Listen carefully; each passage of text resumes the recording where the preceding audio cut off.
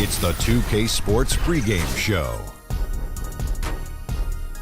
Hello and welcome. I'm Ernie Johnson here with Kenny the Jet Smith and Shaquille O'Neal on 2K Sports. It's been an interesting season so far. Lots of action, lots of intrigue.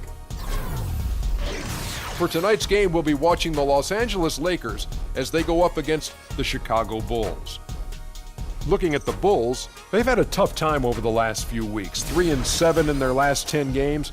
We'll see if they can make amends tonight.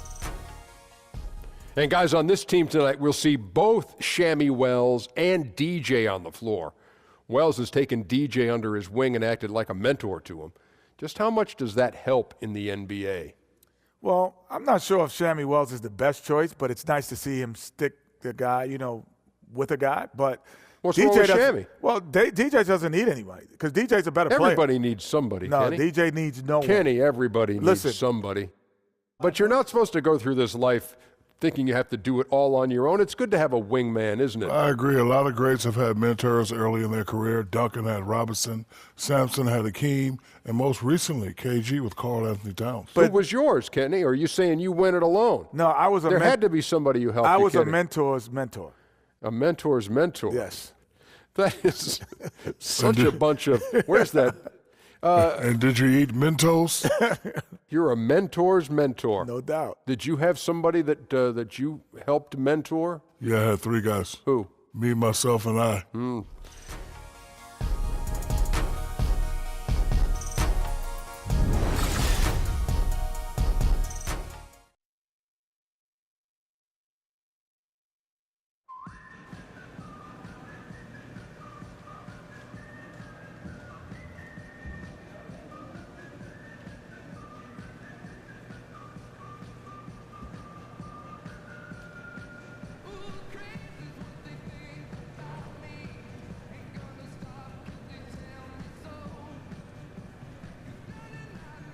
Game time, baby. Come on, let's do this. Got this. Sir. DJ, a quick game of Rochambeau, I bet you can't beat. Ooh. Okay, let's do it. All right. Come on, DJ. Man, he got lucky, bro. Look, ain't nobody ever beat me. All right, let's do it. 2 out of 3. All right. Get him, D. 1, 2, 3. Man, let me get this. I'll beat this clamp. Listen, sir, please. Nobody's ever beat me on my home court. And nobody should ever beat you on yours. So y'all stop sweating me and go out there and show them how it's done. I told you I'm undefeated. Y'all can't say that. Man, he whooped you back there. He whooped you too. I didn't even play. But he would have.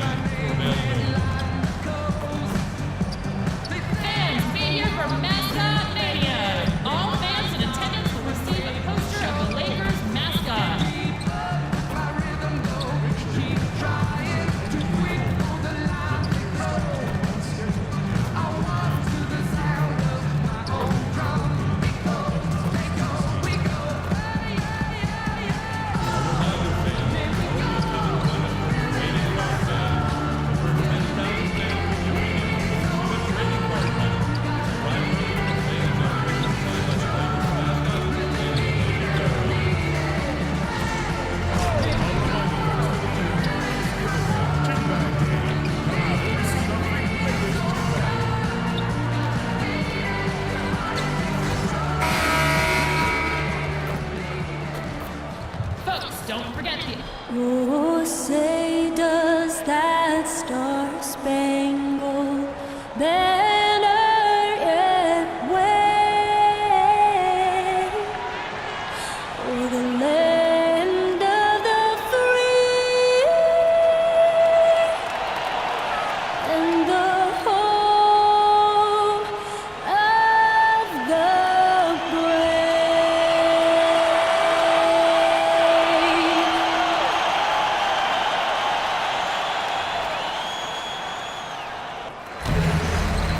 It's home to Tinseltown and the Lakers, Los Angeles, California, as we bring you an interconference rivalry here at the Staples Center.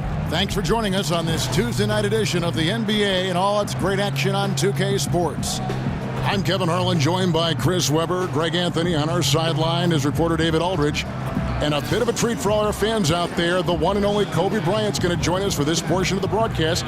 Kobe, what a great honor to have you with us. Thanks for stopping by. No, happy to stop by. Thanks for having me. You might have a career in broadcasting, though. I'm good. I'm good. No chance, huh? No, thank you. I'm glad we've got you tonight. The Bulls are in the midst of a road trip going into this one. Well, guys, at this point, while still many things can change, their record is not on par with their performance last year. Maybe a cause for concern, but something they are well aware of. Yeah, but checking out Chicago, they haven't looked anything like the team we thought they'd be this year. Still such a long way to go. They could be in line for a long, tumultuous season. Yeah, but there's still plenty of time for them to recover, but they have to show signs of improvement soon. We are nearly ready for the tip-off, but first, let's hear from our very own David Aldridge. DA, it's all yours. Well, guys, Luke Walton played 10 seasons in the NBA, but it wasn't until near the end in 2011 that he started to consider coaching. Walton says, "I never thought about it until I hurt my back." Now, while he was out of action, Phil Jackson invited him to sit in on the coaches' meetings. Walton said, "I realized that I like that side of the game." And Kevin, he succeeded Phil Jackson as head coach of the Lakers. Back to you. It definitely did, David. He won titles when he played for the Lakers. Now he'll try to bring that winning mindset back to L.A. You know, Kobe, the league seems to be moving away from isolation basketball, sometimes called hero ball, in favor of more ball movement, more of a fluid offense. What do you make of that trend? Well, I think it's the right thing. I mean, if you look at the way the Knicks played, for example, when they had Bill Bradley, Busher, Phil was coming off the bench. Well, you are a historian. You love the history of the game, don't you? Oh, my God. I mean, I can just tell working with you. Yeah. Holtzman was coaching. You had Frazier out there. I mean, they moved the ball. I mean, everything was predicated on ball movement.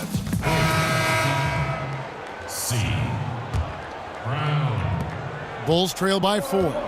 Kobe, you're a father. You've enjoyed that process, but basketball got in the way. A lot of it. How do you balance fatherhood and playing at the level you played at? Yeah, when I was winning championships there, our kids were still relatively young, or I should say babies. In my last few years, they were older and knew they could really feel my absence. And so what I try to do is try to bring them along for the process. So there were mornings I would wake them up and say, "Let's go." So we're going. Well, Daddy's going to go train, so let's go. No kidding. And I bring them with me. And they'd be in the gym shooting around or kicking a soccer ball around or hitting a volleyball around. But I felt like it was important as a father to not just tell them about hard work, but they need to see what I'm doing. When you're sleeping, this is what I'm doing here for 3 hours. And so they're a part of the process and feel connected to the process. But traveling and things of that nature is very, very hard because there's been plenty of birthdays that I've missed and school plays that I've missed. First one falls for. Traveling was a part of your job, a part of mine. You missed some things with the kids, but I know you take pride, Kobe, in the fact that you made it to a lot of things as well. You were not an absent parent.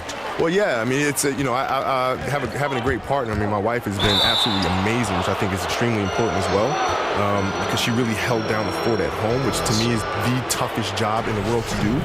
You know, I have it easy in terms of going out there and playing games, but to have the responsibility of actually raising young people to be outstanding citizens, you talk about pressure. I mean, that's I have to ask her how she feels about handling that. You know what I mean? Because that's true pressure. Yes, sir.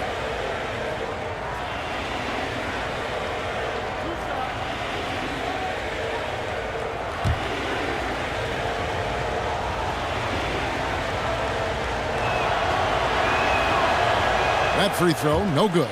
Kobe, for a guy like yourself who made an incredible amount of three-point shots during your career, what is it like watching Steph Curry? Just how much has he changed the league? It was always watching the dunks of Jordan. Now we got kids that want to shoot the ball from distance. Yeah. Shooting the ball from distance now has kind of become like a home run in baseball, right? Where it's exciting to watch the ball in flight. I think it's great because it just adds more love to the game, more things that players could do or kids can do that can't dunk.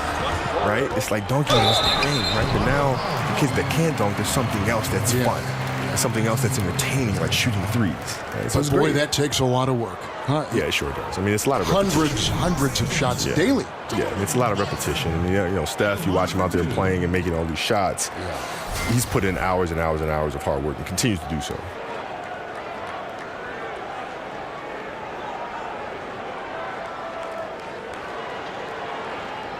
Take a break. 2 shots.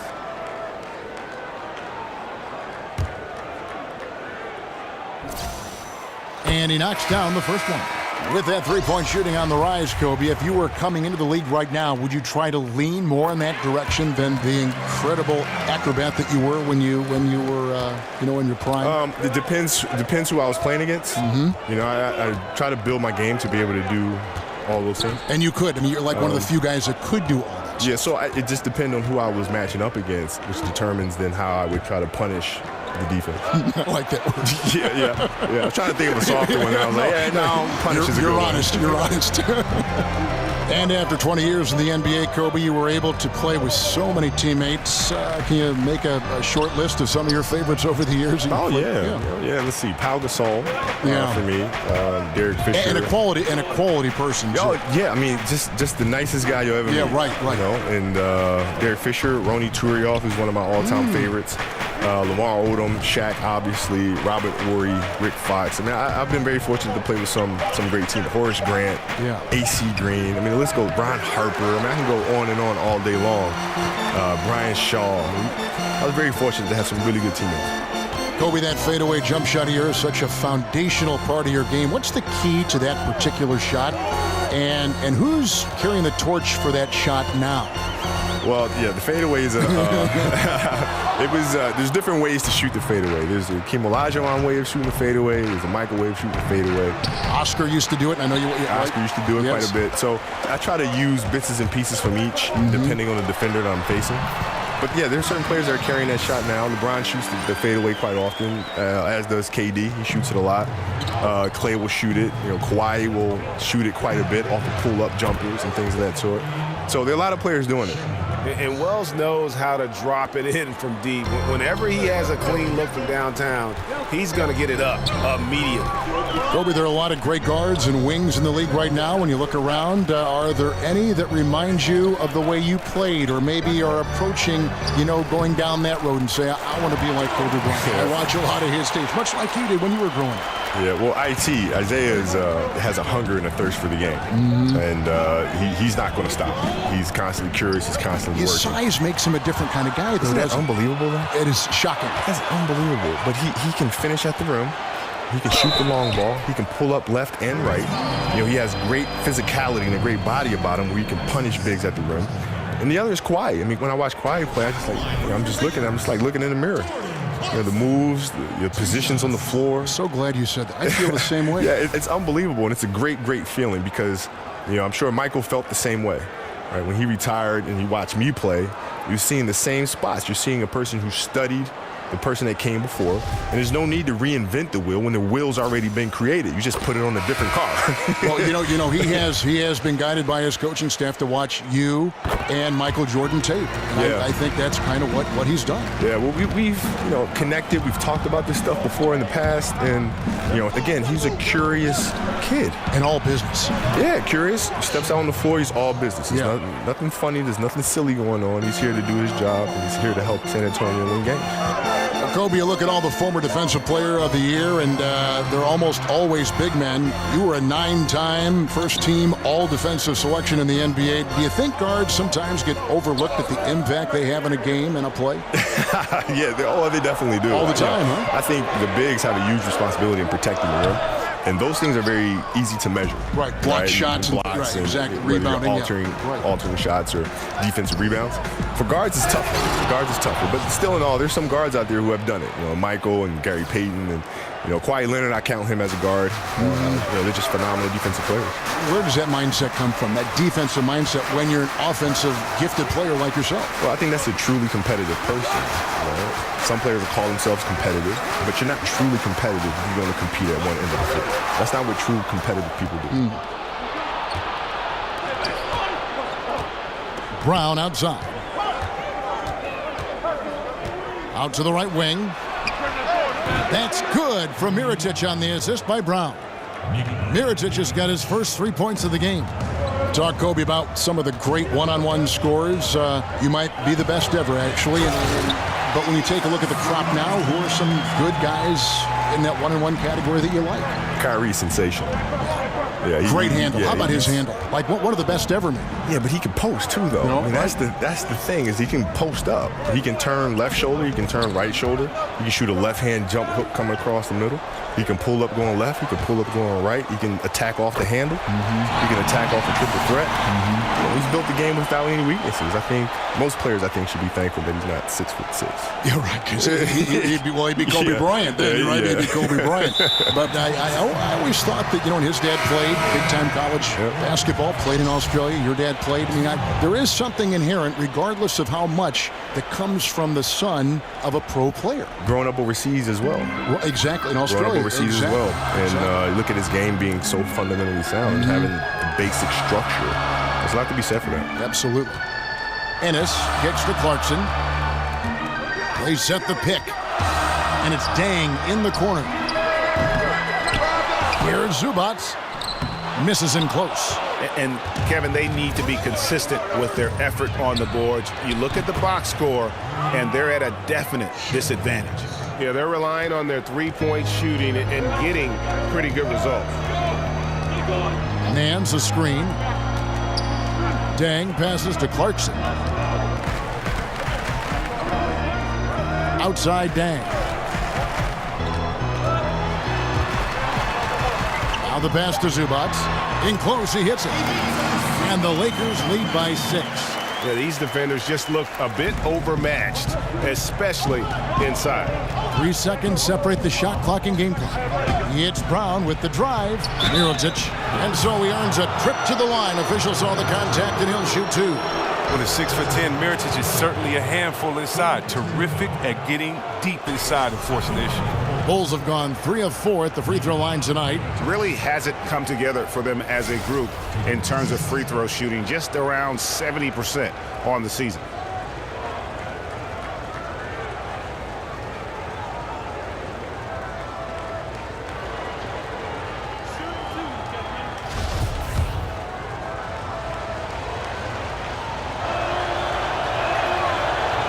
The first one falls. Now, Mirotic, he has a skill set perfectly tailored for today's game. A big man who can shoot. It's exciting to watch him evolve. And so Mirotic nails both of them. Yeah, you just have to be more disciplined. I mean, too many fouls and free throw attempts for the opponent. Now here's Ennis. Defense right on him. Screened by Bogut. Ennis kicks to Clarkson. It's good. The assist that time from Ennis. Clarkson's got 9 points. Recognizing the defense. Clarkson comes off the screen in perfect position to finish. And so it's Los Angeles heading to the bench with a 7-point lead as we wrap up the quarter. They're playing a bruising game inside, and it's working for them. And we'll be back with you shortly.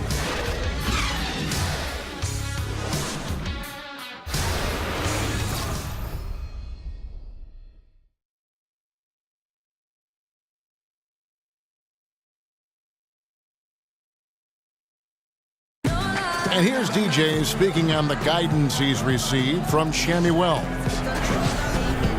Well, more than anything this season, Shammy's been a real mentor. Ever since I first stepped foot in training camp, Shammy claimed me as his rook, and he's been teaching me the ropes ever since. I mean, yeah, he likes to have fun with it, but I really feel like he offers a unique perspective in the league, and I've learned a lot from him since. So, Shammy, I appreciate you, man. Thank you. You get the feeling that Shammy Wells has matured also from their relationship. Yeah, if you asked which player on this team would take DJ under their wing, one of the last answers you'd get would be Shammy Wells. But it seems like he's turned over a new leaf. And the first quarter is in the books. Second about ready to get underway. And taking a look at Los Angeles' performance here, what have they been doing or not doing? I tell you what, that first quarter, you can see the game plan is a commitment to offensive rebounding. Oh, yeah, this is how they squeezed out extra possessions and captured the early lead. All fueled up and ready to go. Let's reset the lineups, courtesy of Gatorade, as the second quarter gets going. Taking a look at the Bulls.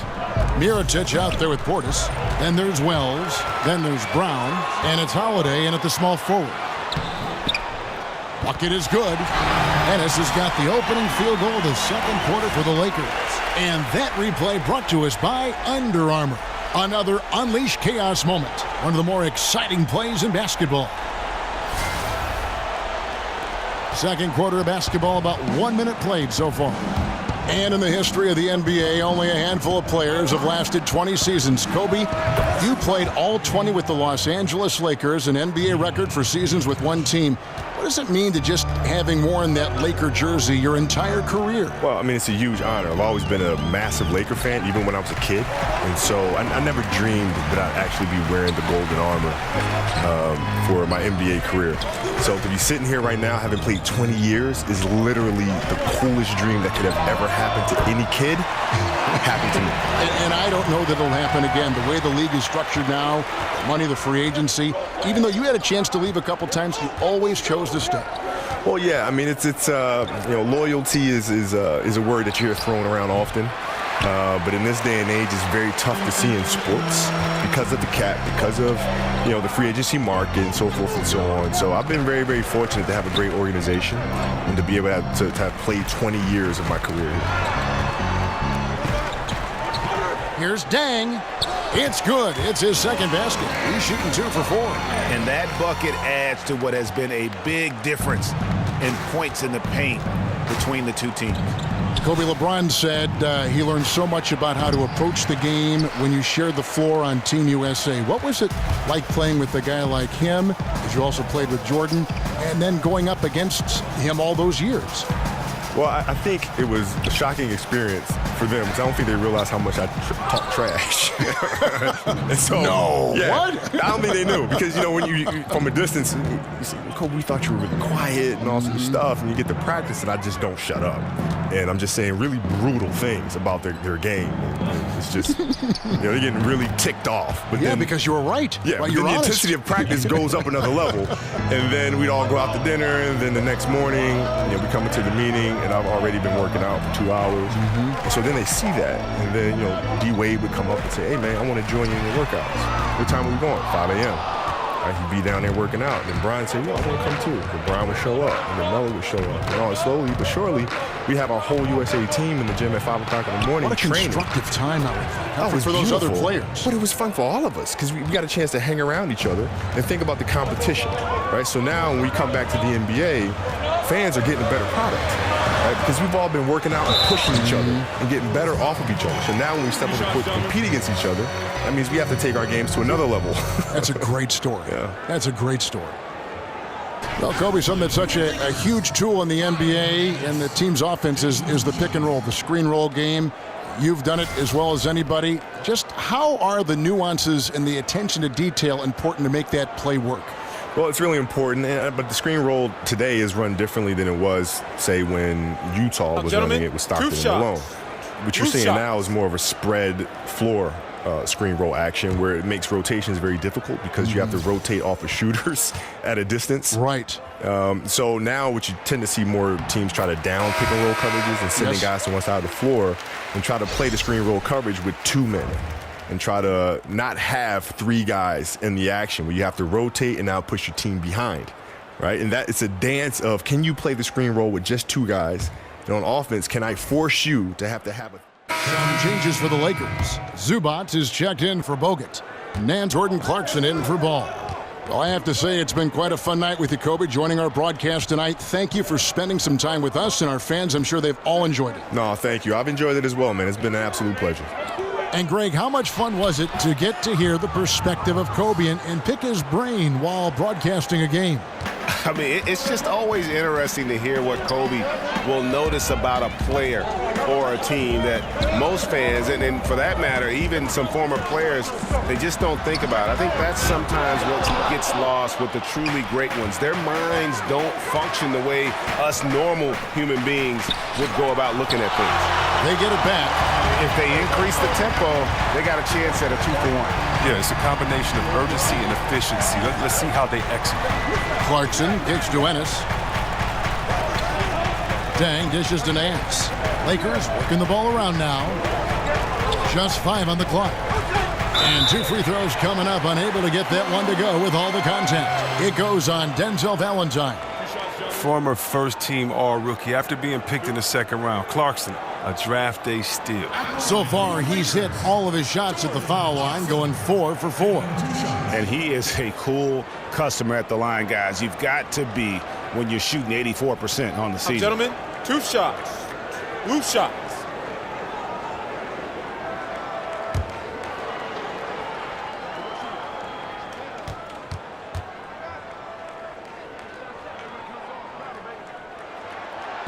And he makes the first.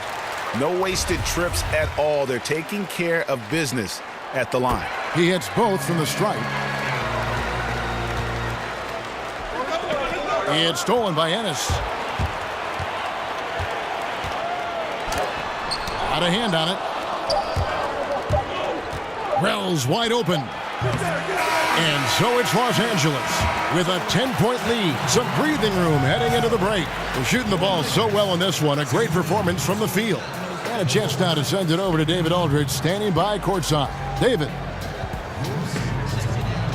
Thanks, Kevin. Kentavious, you guys came out with a lot of energy in the first half. What got you going? Like you said, we came out with a lot of energy. We wanted to get easy basket layups, knock down shots. You got all that and more in that first half. Thanks. Back to you, Kevin. Thanks, David. And we'll be back shortly following halftime to get the third quarter underway.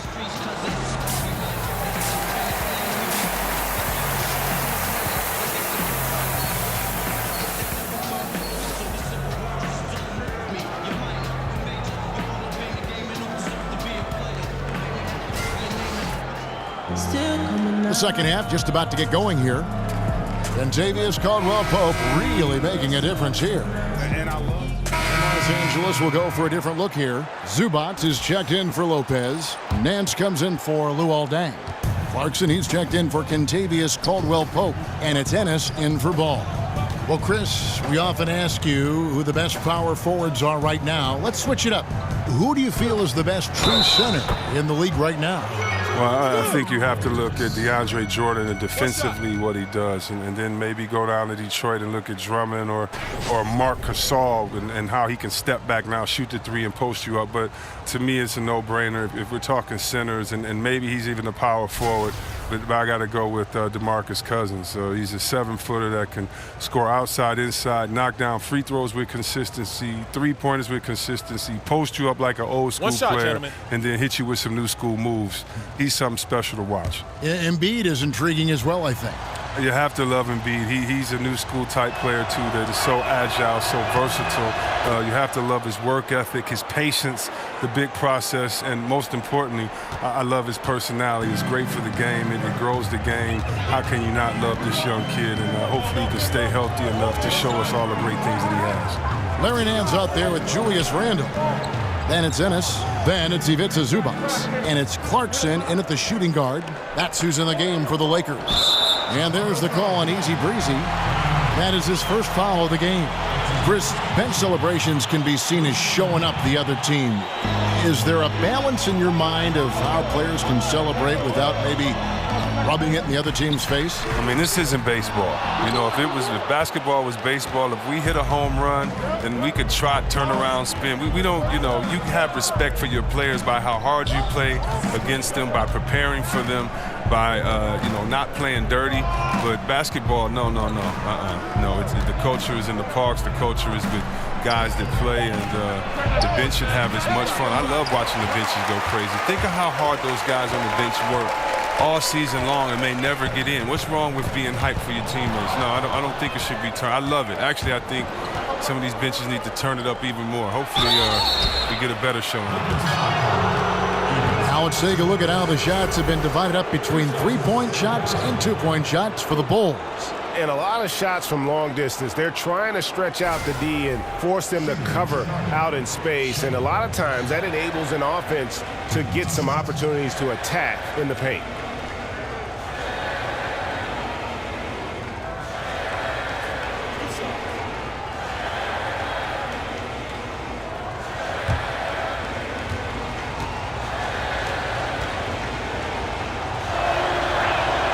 The free throw drops for Wells.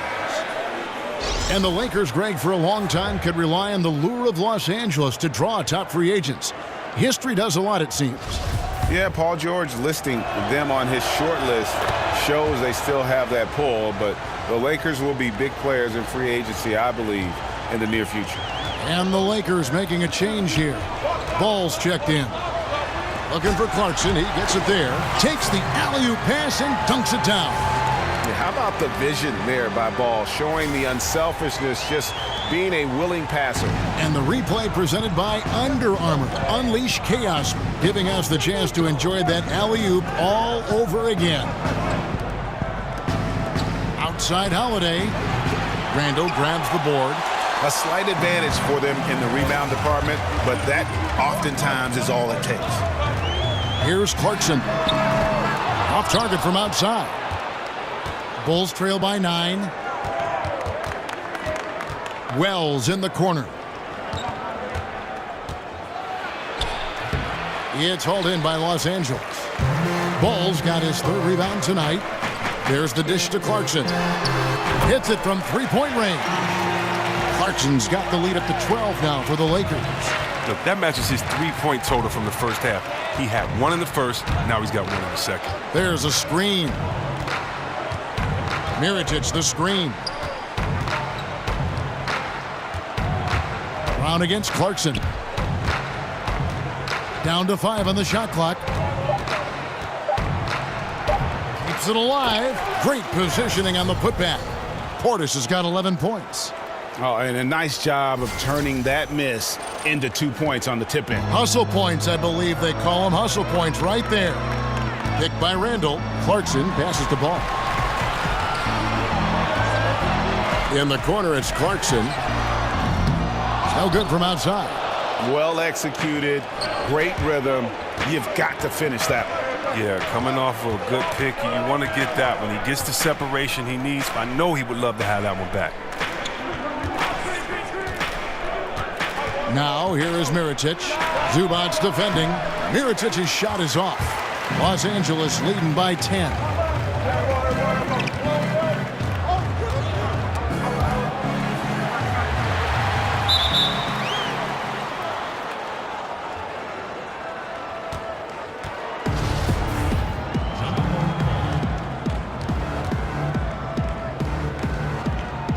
The Lakers with the ball. Randall kicks the ball. Wells with the steal.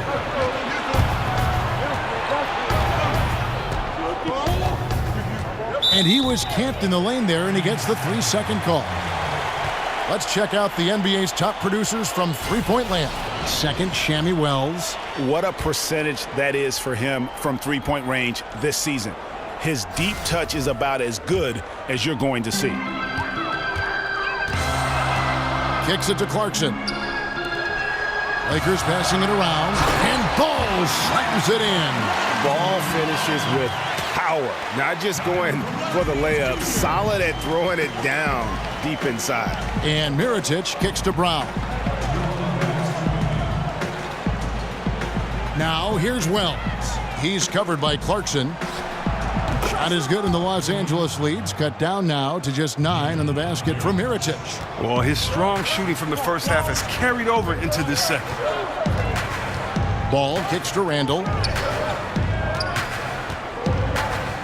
Now here's Ball, guarded by Holiday. The shot's good from Nance.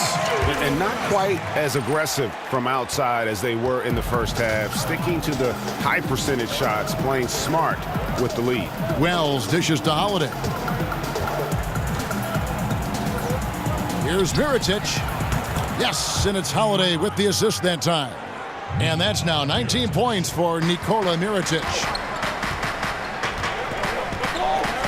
Man's a screen. Clarkson kicks the ball. Over in the corner, Randall. Here's Zubac. And sticking right with it, gets the foul with the bucket, and he'll go to the line. He does not play the score. I mean, he's going to continue to work his tail off on the glass and make plays just like that. Keep it simple, know yourself, and that's how he gets his minutes. He doesn't stop battling for rebounds even when the score is lopsided. He knows his role. Denzel Valentine, he's checked in for Chicago. Over to the wing. They set the pick.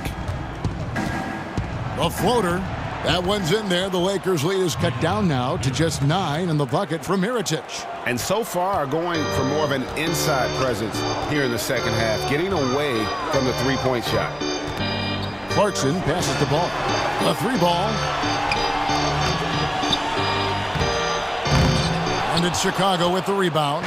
Last game matchup with the Suns, a tough loss there. And you know what? They were giving away points, missing at the line, a big factor in the outcome. I mean, come on. How are you going to win on the road if you can't capitalize what's being handed right to you? And here's Clarkson. He's got 20. Picked by Randall. Ball with a wide open look. And released it in time, but it's off the mark. And so it's Los Angeles, bringing the quarter to a close with a 7-point lead. A good size advantage, and they'll look to increase it. Right back after this break.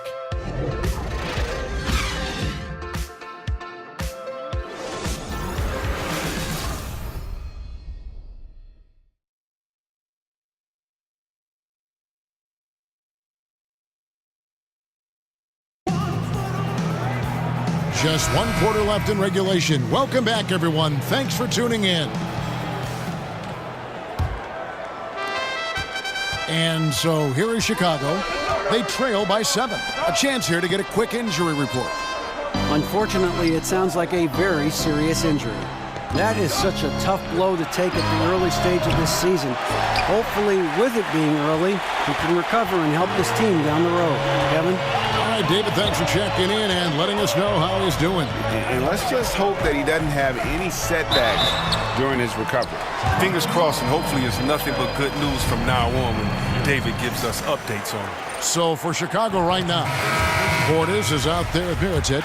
Then there's Quincy Pondexter. Then there's Wells. And it's Brown in at the point guard position. Caldwell Pope, he's checked in for Nance. Chris, we all know you were a big Pistons fan growing up, and of course that means that you had plenty of chances to root against the Chicago Bulls.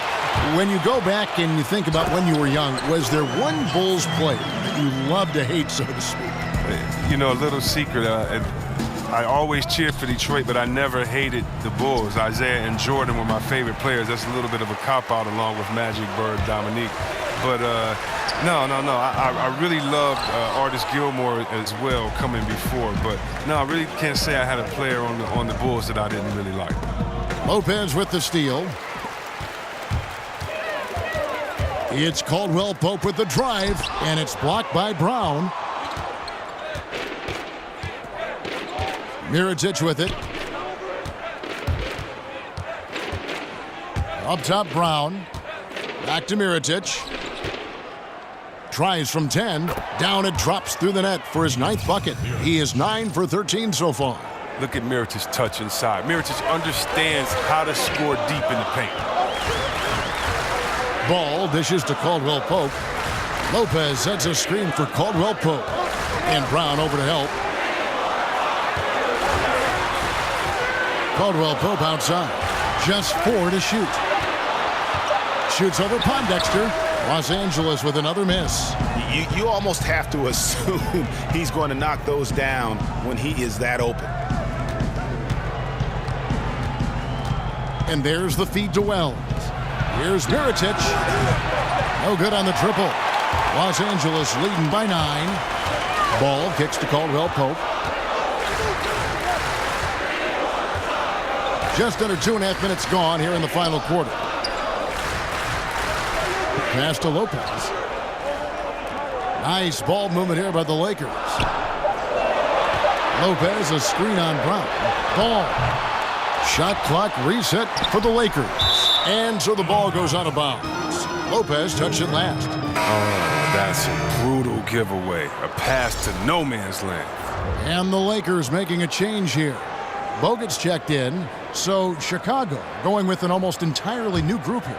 Felicio's checked in for Bobby Portis. Markkanen comes in. And so it's the Lakers taking care of business here.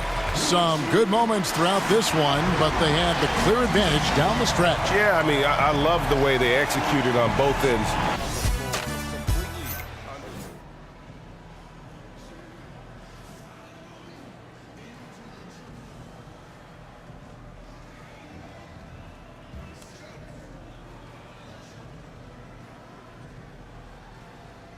Yo, listen up. Not now, Look man. on the bright side, man. What bright side? It's one game. The best way to be in this league a long time is to get forgetful about games like this. You've been in the league for like 4 years. 4 years longer than you. You want to vet. be in this league a long time, you got to forget about games like this. Coach kept you in the game. If I turn the ball over 2 times, he's tying me to the bench. He believes in you, fam.